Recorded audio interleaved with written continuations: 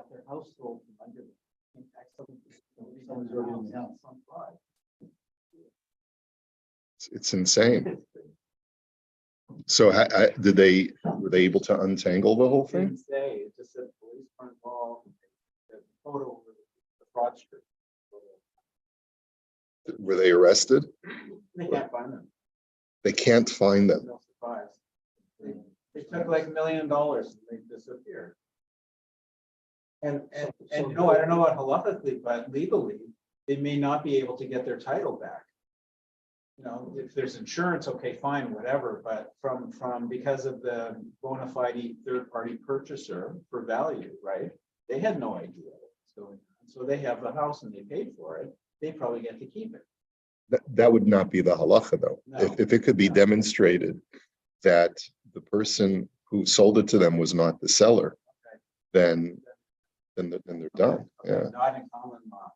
really. Yeah, if you like steal a car and then the thief sells it to Doug, and Doug has no idea it's a stolen car, you get to keep it. And then the remedy has to be either insurance or you go after the fraudsters for money or police like that. But the title to the car. Yeah, that's completely not in accord Yeah. with the halacha. Right. Yeah. Yeah, yeah. Okay. So we were learning yesterday that the witnesses are obligated to know before they sign. They have to know the identity, the real identity of the parties, right? Because look at all of the potential fraud that could be perpetrated. And as Marvin shared with us his article yesterday. Okay, so I think we're up to Sif Chaf Hey. Unless there's something that I've missed here. 1 second. There is something that I've missed. Yeah. Let's go back a little bit to the Likutim. They must be aware, Shezehu Shemo, that the person that they're dealing with, this is his name. So we'll go to the Likutim, Shezehu Shemo. Im kasfu betos kohen o levi, ve'eno lo kohen velo levi, ein hashtar nifsal avur zeh. If it's accidentally written that the person, like say in a ketubah, you write that the person is a Kohen or a Levi, and he's really not a Kohen or a Levi. The shtar does not become puzzle because of this. I just told someone the story last night that when I was a young rabbi, I was doing a lot of bris milah when I was living in San Diego. And I would meet, a lot of different kinds of Jews from different walks of life. And I did a lot of, non-Orthodox families. And so one of my questions is, when we do the name, I need to know, are you a Kohen, Levi, or Yisrael? So the father of the baby tells me, well, I'm a Yisrael, but my brother's a Levi. So I said, he said, no, really. He says, my brother has been the president of his Reform temple for many years. And he felt that he deserves some kind of honorary position in the Jewish people because of all of his years of service. So he felt it was too audacious for him to choose a Kohen. So he settled for a Levi. said it to me with a completely straight face. Yeah. And so it was totally serious. So he said, okay.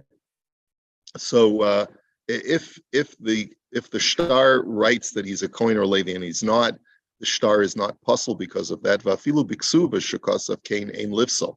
And he says, and even in a ksuva, that would be the case. Nachon lechatchila lichtov ksuva shnia lolotos. But in all cases where a ksuva is kosher b'di'eved, it's always better to write a second ksuva that is free of any error. So if, even though it's kosher, you don't have to tell the couple they can't live together because of that, but write a new one anyway.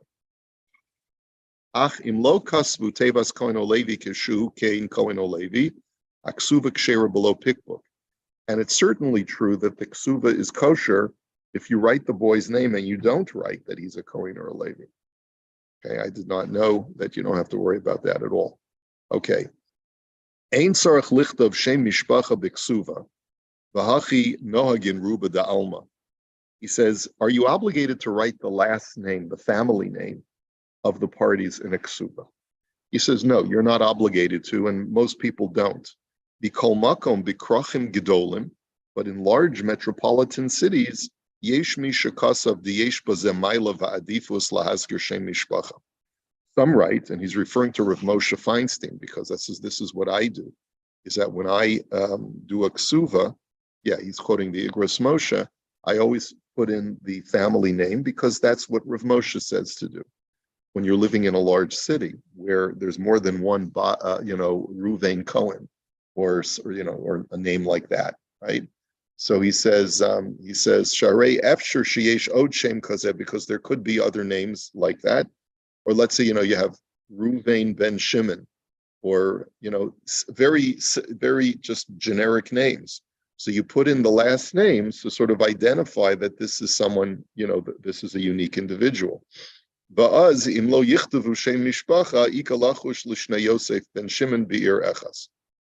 if you don't write the name of the family, even if you write it happened in Thornhill or happened in Toronto, there could be more than one Yosef ben Shimon. Okay? V'yichtavu b'lashon l'mishpachas. Kagon Chaim ben Yaakov l'mishpachas Goldman. And therefore, it's better to write, Chaim ben Yaakov to the family of Goldman. And that's exactly what we write in a ksuva. And I noticed that a lot of people don't follow Rav Moshe, and it seems to be sometimes the more religious, the more right-wing ksuvas do not have the last name. But I go like Rav Moshe.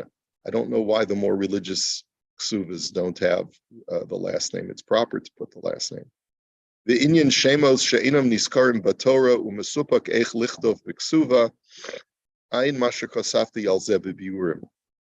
If you have names that are non-biblical, and you're not sure how to write them in the ksuva, we'll talk about that in the biurim. So I'll give you some practical lessons about how you can officiate at a wedding. All right, the hardest part of officiating at a wedding is putting together the ketubah. So, which is, not something that every people see. It's the people see the actual ceremony, but really the more difficult parts are the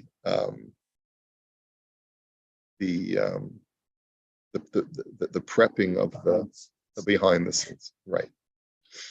You don't want to know. Kasaf benachal hashiva. Yeah, you do not want to see that. Yes, once you see things, you cannot unsee them. Okay, so kasaf benachal hashiva. Yesh ledaktek lichtov b'ksuva b'chol davar shemedaktekin beget. That there's a sefer called Nachal HaShiva, which is all about the halachos of writing wedding documents, ksuvas, tnoim, what you do when you lose a ksuva, what you do when there's an error in a ksuva, et cetera, et cetera. So it's a very comprehensive book. And he says that you should be careful with writing a ksuva to try and get everything right in the same way that we're very medakdek, we're very punctilious in writing a get. She'im chas v'shalom yikre mikre sheyigaresh echad et ishto v'lo hayuyodim diktu ksiva shmo shmo b'shemos avos o b'shmos avosam. He says, because when it comes to a get, you have to be extremely precise. If, for whatever reason, the person who's writing the get doesn't get the name exactly right, or the parents' names exactly right, yehi nilmad misefer haksuva v'chulei. It could potentially, be derived or be learned from a faulty ksuva. In other words, what he's saying is that what the Beis Din does when they write a get is that they look at the ksuva, and if the ksuva is not written correctly, then that could mess up the get. And so therefore, even though in a ksuva, you don't have the same reasons of being extremely precise as you have in a get, because even one faulty name could invalidate a get, and a faulty name would not invalidate a ksuva because it's a promissory note, and we're more lenient with a financial document than we are with a divorce document. Divorce document actually severs the marriage.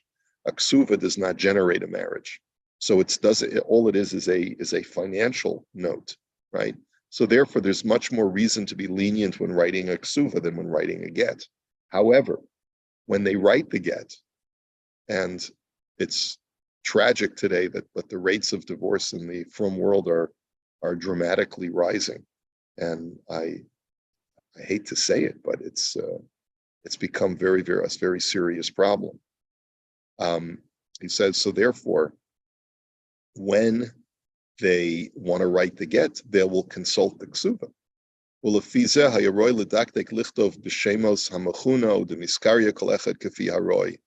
He says, based on that, just like we're very precise with writing the identity of the person in the get. And what we do is we say, when a person goes for a get, and let's say his name is Gerald, but he has a Hebrew name. So we will put in, and his Hebrew name is, let's say, Yisrael. So we'll say Yisrael, Hamachune Gerald, Demiskari Jerry. All right, in other words, we have, and Demiskari, yeah, AKA this, AKA that. Demiskari, then let's say he has a nickname where his old classmates call him Buddy, right? Demiskari Buddy, right? And so you got to put in all of his nicknames, all of the ways he's in the get. So he says, since we're very precise with a get, not in the same way that we're precise in a ksuva, but it would make sense to be precise in a ksuva because they're going to end up consulting the ksuva when if God forbid they have to write a get. So he says, Gam hayaroi lichtov shem hanahar b'ksuva b'tzarachin kilo risi nogim liizar b'ze'ad kam l'shana.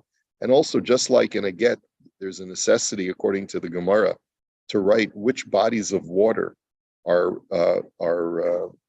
form the boundaries of the location of the city where the get is taking place. We don't do that in what's the river? It's the Don River. Is that? Yeah, I think they write the Don in the Humber River. Yeah, so we write that in the ksuva, in the get. We should really write that in the ksuva, but we don't do that. And he just leaves us with that piece of information that in a ksuva we don't require all of that information, but you should at least be as precise as possible with the names. So then he continues and he says, "Ulafize kala shishma mileda hu ita rezel bekach korim la horeha babayis." He says, and therefore, if you have a bride whose name from birth is Ita Rezel, which is nowhere to be found in the Bible, we know that, right? Ita Rezel is two Yiddish names, but that's what her parents have called her whole life. And when we make a mishaberach for her, whether she just became bat mitzvah or she's needs a refuah, we always mention her by that name. Ach b'chutz kulam karim la Shoshana, but let's say out in the street, her classmates, her friends, they all call her Shoshana, but her name is really Ita Rezel. So Hayoroi, and the reason why they would call her Shoshana is because Rezel is a rose, and Shoshana is a rose in Hebrew. He's talking about a situation in Israel where, let's say, you have the parents were greeners. They came over from the old country. They named their daughter Ita Rezel. And now, but when she goes to her school in Petach Tikva or Tel Aviv, the teacher says, well, we can't call you Ita Rezel in the class, we'll call you Shoshana. Right? So everyone knows her as Shoshana. Hayaroi lichtov Ita Rezel de Miskaria Shoshana. Really, it should say in the ksuva, when she's ready to get married, her name is Ita Rezel de Mitkaria Shoshana, who is also called Shoshana. Ach, ein medaktikim bazeh kenal, right? But no one's really careful about that. Because rak shem arisata, and we just write the name that she acquired from the crib. Aval vaday she'ein lichtov yachtov Ita Rezel Shoshana. But what you would not write is giving her Shoshana as part of her formal name. That you do not write.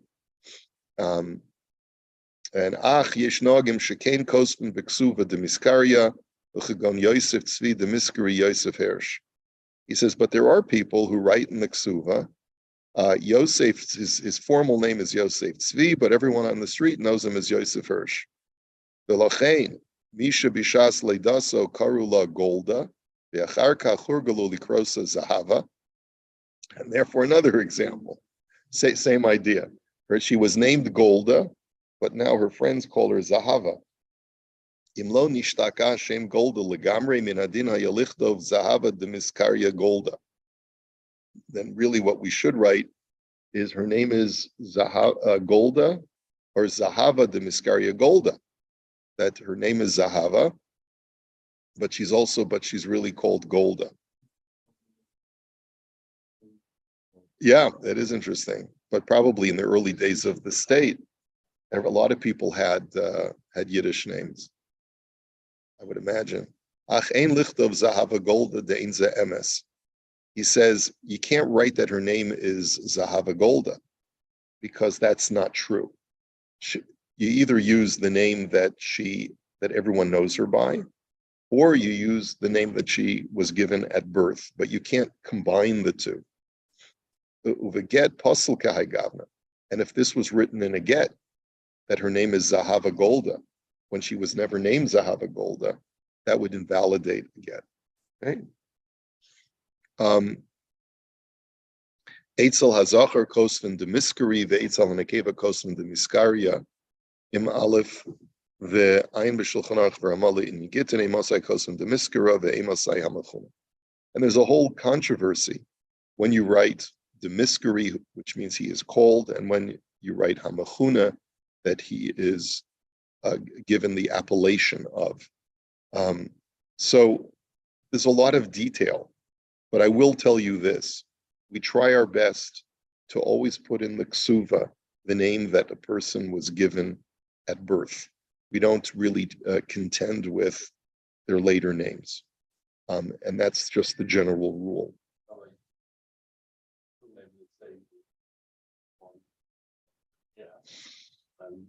Sorry, Ronit, and then you call her Leah in Torah. So both names, right? So legal names. For example, my name is Mauricio in Mexico, but I'm Mordechai. Were you named as your bris? Mordechai. So, And the bris is Mordechai, not but the my bris. legal documents in Mexico is Mauricio. So I know. So we always use your Hebrew name that you were given at your bris or at the baby naming. Yeah.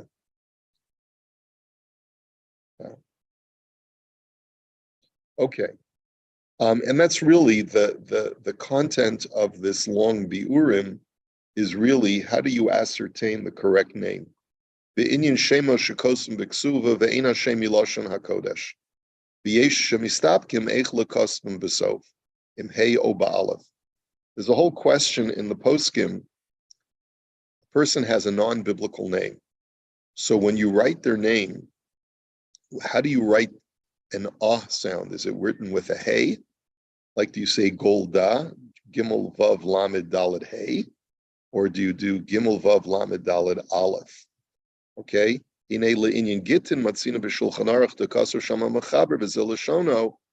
Mechaber writes with the laws of Gittin that Haminag B'Shemos Hanashim Yesh Mi Sha'omer Sheyesh Lichtov Beila Ba'aleph. So he gives the example of Beila. And Beila should be written with an Aleph at the end. V'chein kol shem she'ena b'lashon hakodesh. And this is true with any name that is not Hebraic, but is from a foreign language. Aval kishuhu b'lashon hakodesh kosum v'hei. But when it's a Hebrew name, you always use the letter hey at the end. Kemo choma devisu da'abaya, o chova. So he says an example would be the name Choma, which is an unusual name. She was the mother-in-law of Abaya.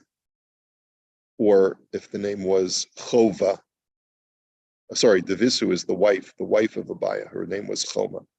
Oh, Chova, Shahashem hu Lashon HaKodesh, that the name is Hebrew. Aval Keshenu Lashon HaKodesh Kostin Ba'alef.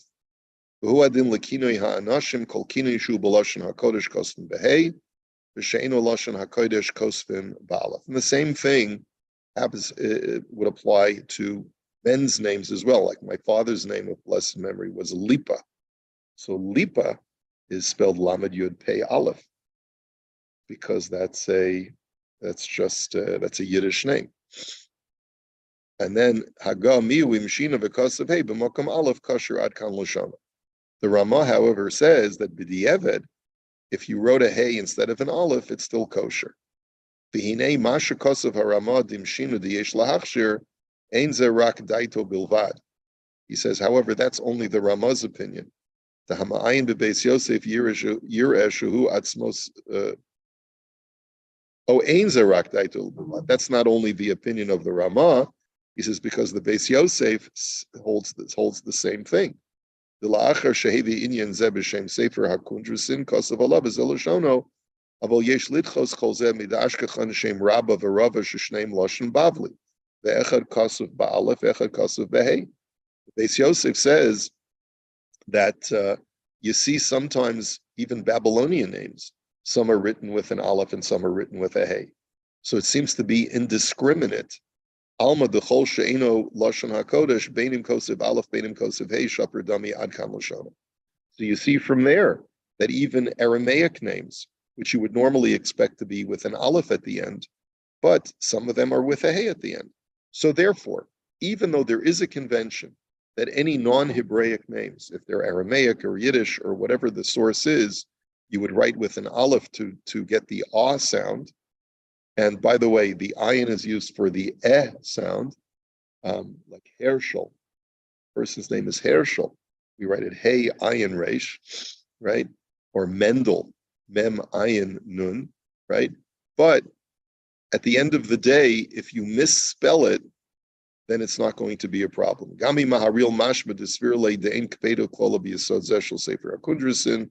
He says it also seems from the maharil that, b'di'eved, it's not going to invalidate the name on the in the ksuva, and he says, and he writes that you only need an aleph rak b'shemos degushim, which means punctuated names. I'm not sure what that means. Kigom bela yuto v'chiyai gavna.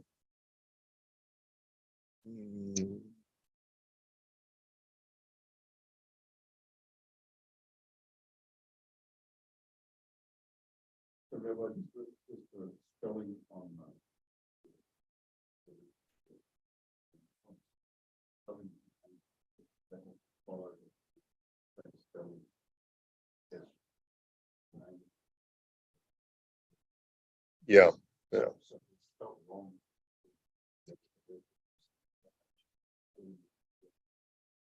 No.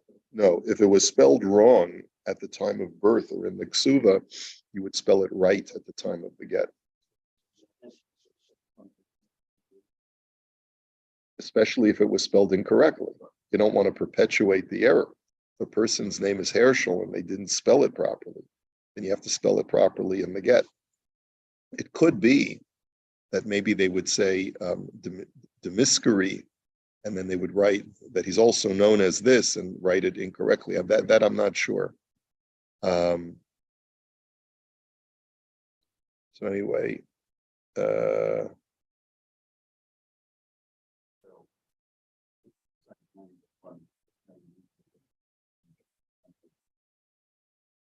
sometimes there is ambiguity. So for example, a Herschel could be written Hey Resh Shin Lamed, right? But it's more accurate to put it with an ayin. So in a ksuva, for sure, it wouldn't invalidate it if you left out the ayin, right? But there is a standard text. So he's going through a lot of different details of this halacha.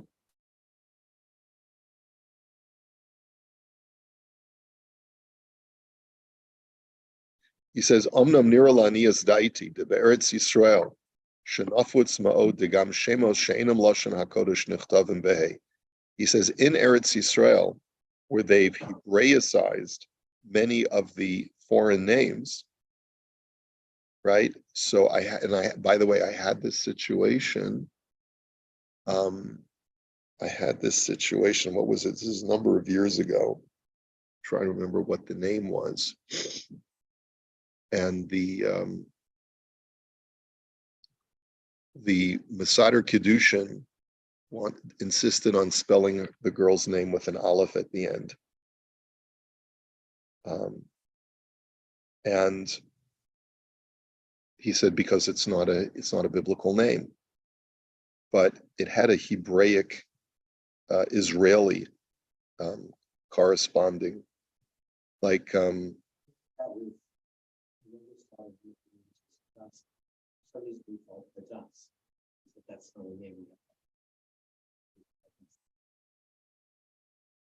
second, what was her original name? So we were just thinking Hadass would be a nice name, Yeah, that's fine. but we were told that's not a name you have to be Hadass. No, that's something totally It's different. not what you That, refer no, to no, as- no, no. No. What the person who gave you that advice was telling you Hadass is 100% Hebrew. Hadassah is also 100% Hebrew. What the person was telling you is that the name Hadass does not appear in the Bible, so you should preferably use a biblical name, Yes. which is actually something that a number of Latter-day Poskim feel is important, that you should give your child, at least one of your children's names should have a biblical source to it. We were okay with other names, right. he's married. So, Oh, okay. it was just other So- names. It would have been totally fine to name her Hadass if you already called her Miriam. But putting that aside, what we're talking about over here is, let's say there is a name that comes from some from some other language. I'm trying to think. No. With girls' names, there's there could be Bella is one. I don't remember what the specific name was, but it turned out that it actually had a Hebraic.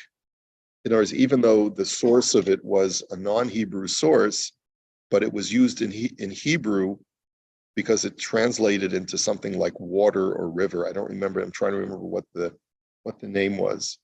And so a lot of names that come from external sources do have a hey at the end because they're done in Israel. So ve'ein zato shel yachad elo rabim noim came, and so many people in Israel will now spell a name like Golda or Henya with a hey at the end. Because they use Hebrew.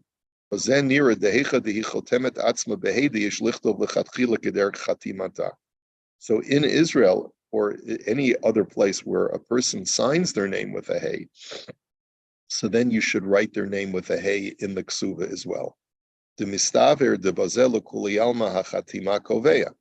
Because if a person is used to signing their name, so for example, in North America, if a person has the name Golda, and they just spelled it as Golda with a hey in Hebrew school, but their name is Bridget, let's say, and they never use the name Golda, so then we would write Golda with an aleph in the ksuba, because they don't use the name Golda.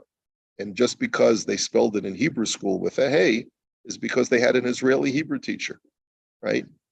But if you're living in Eretz Yisrael, and that's the name you go by is Golda, and you spell your name with a hey, so then it makes more sense to write it with a hey, is essentially what he's saying.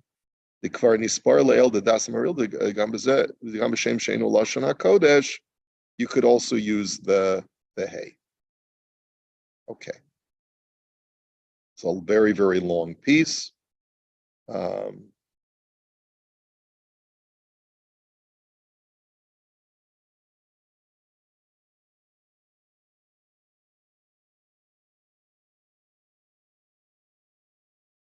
Okay, and that's really his conclusion. That was the purpose of this whole exercise, which is to say that it will vary between Eretz Yisrael and other countries, right? So, by the way, in that story, the father asked me to get involved because it was causing his daughter distress. She was used to having her name with a hey at the end, and the Masader Kiddushin was putting pressure that it should be with an aleph. And so I I showed a source in a sefer where the name was spelled with a hey, and I told the father, you can show this to the rabbi and show him that there is a legitimate basis for doing it with a hey. And so the guy finally backed down. But you see from here that it's not a reason to, to create World War III over it. Okay, we'll hold it here. Have a wonderful Shabbos, everybody. See you, Mir Hashem.